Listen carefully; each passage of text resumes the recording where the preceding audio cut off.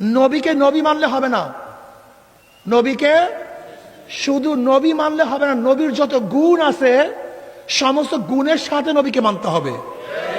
আল্লাহকে শুধু মানলে হবে না, আল্লাহর যত গুণ আছে গুণের সাথে তাকে মানতে হবে।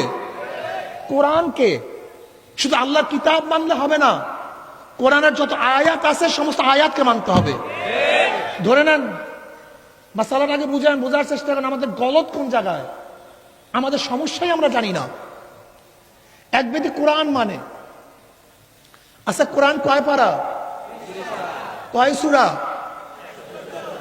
এখন কেউ যদি বলে আমি কোরআন মানি 6666 বা কম বেশি, এই আয়াতের মধ্যে একটা আয়াত আমি মানি না, কয়টা আয়াত?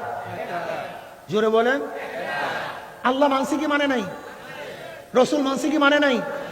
কোরআন মানসি কি মানে নাই? কয়টা আয়াত মানে নাই? ছোট না বড়? ছোট্ট একটা আয়াত মানে না, ছোট্ট একটা আয়াত। ইমানের অবস্থা কি? কথা কয় না।